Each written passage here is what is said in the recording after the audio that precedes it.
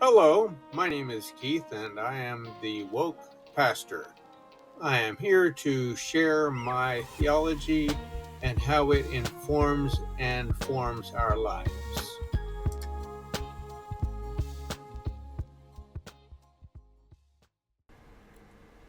Hello, friends. I have 5 reasons for you to consider contacting your congressman to set term limits.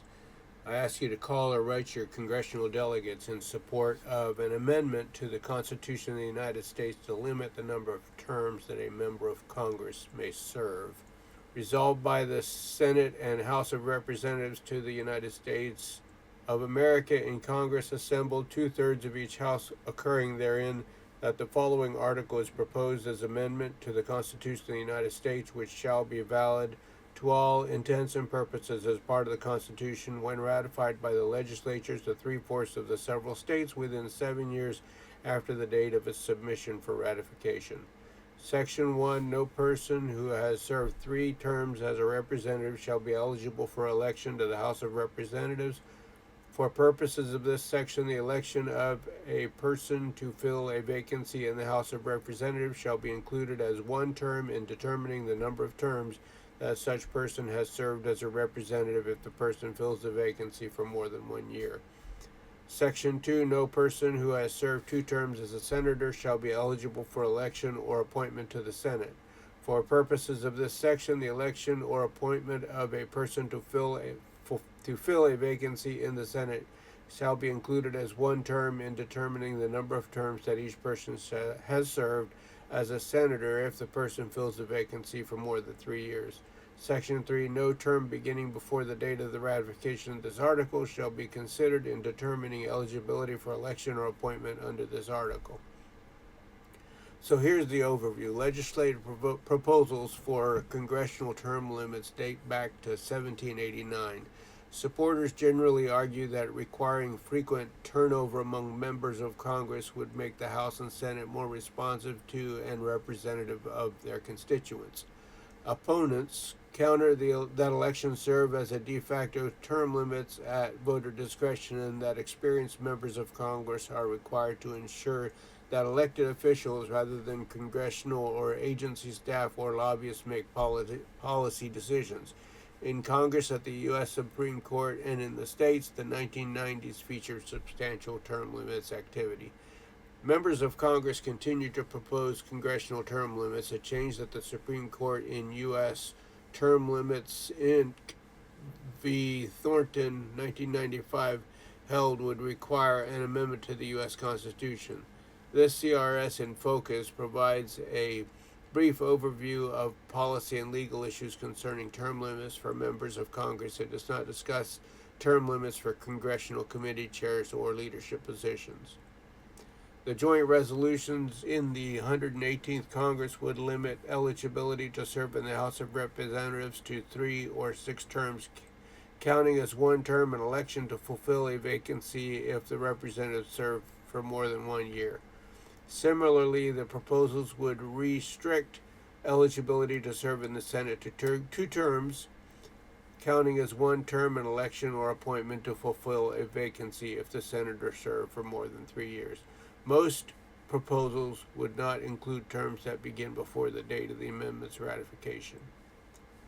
The U.S. Constitution establishes the qualifications for senators and representatives. Article 1, Section 3, Clause 3 requires senators to be at least 30 years old, 9 years a U.S. citizen, and an inhabitant of the state from which the senator is elected. In a parallel provision, Article 1, Section 2, Clause 2 requires representatives to be at least 25 years old, 7 years a U.S. citizen, and an inhabitant of the state from which the representative is elected. Moreover, Article 1, Section 5, Clause 1 provides that each House of Congress has the express authority to be the final judge of the elections, returns, and qualifications of its members. In U.S. Term Limits Inc. v. Thornton, the Supreme Court determined that its decision in Powell established 2 principles. First, that the framers intended the qualifications for Congress provided for in the Constitution to be exclusive, and second, that the first principle is buttressed by the proposition that in U.S. representative democracy, the people should choose whom they please to govern them.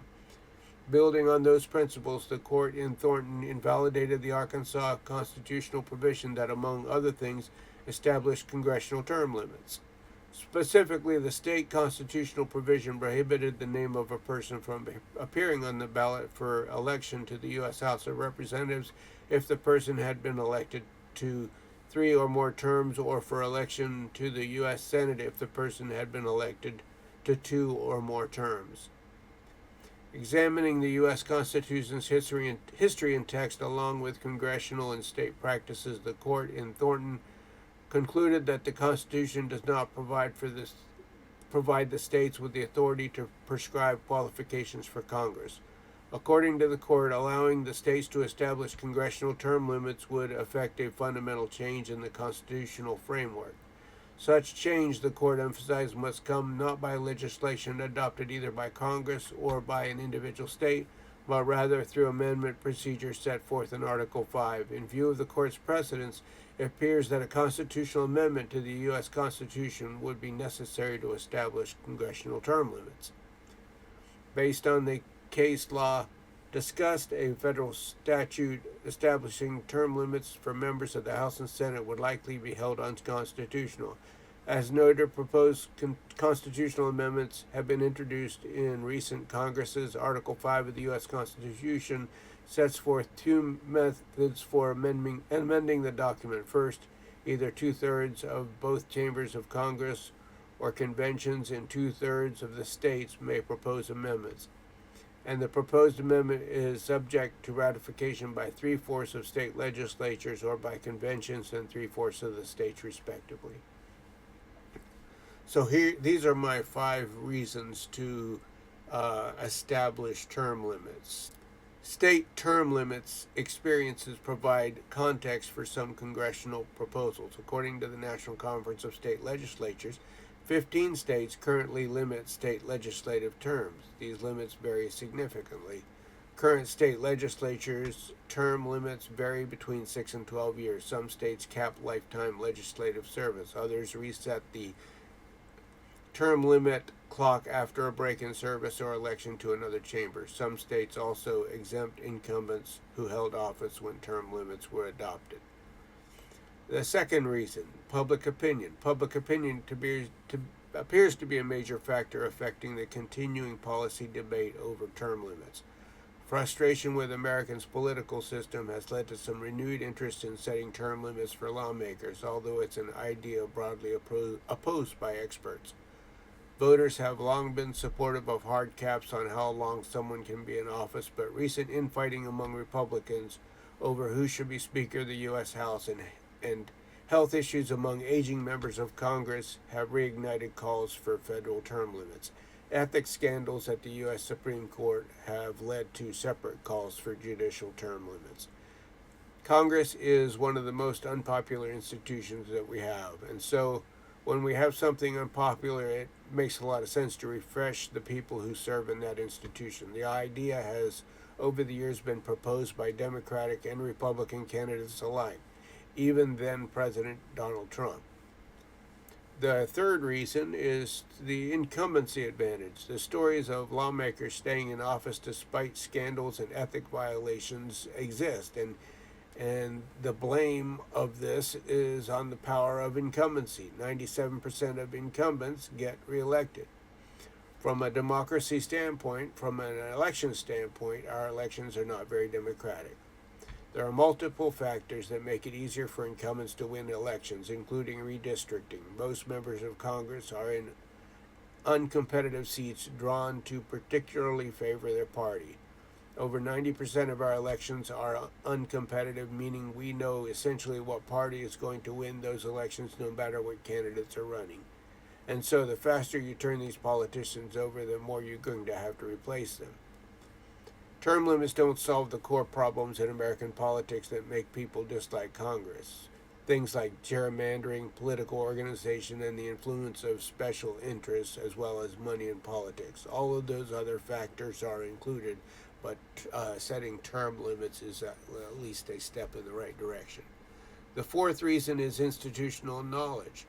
Lawmakers use the excuse that setting term limits affects institutional knowledge, but lawmakers aren't spending their time in gaining institutional knowledge. Even when they have an unlimited amount of time in office, there's evidence that members of Congress spend most of their time raising money for their reelection. They're not studying the issues. They're not reading 1,000-page bills because they're focused on getting reelected. They're so focused on keeping the job rather than doing the job. If politicians knew they had a limited time in office, they would spend more time working for their constituents instead of focusing on their next election. And the fifth reason is the power of special interests. Some academics have found evidence that term limits give special interests more influence because lobbyists and legislative staff have the bulk of the institutional knowledge in state legislatures. Term limits do not equate to a big win for lobbyists and special interests. Lobbyists are some of the biggest opponents to these efforts. Lobbyists don't go to the congressional doors and say, I need your help to get term limits. It doesn't happen. The fact that there is still a debate about whether Congress should have term limits just shows the outsized influence that politicians have, because we don't debate other 87% issues. We don't debate whether, like, my town should have a park or whether we should have, like, regular trash pickup. Other 87 to 90% issues. We say that we just say this is what the American people want. This is what we're going to do. But term limits are imposed so strongly by the permanent political class in Washington, and in the end, it is largely up to members of Congress to impose those limits on themselves. A 1995 U.S. Supreme Court ruling went further to say that even if members of Congress managed to impose term limits on themselves, it would be ruled unconstitutional.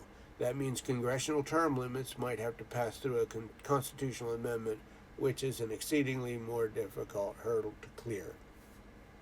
So, I ask you to contact your congressman and ask them to consider the bill to limit the terms of our congressmen in the House and in the Senate.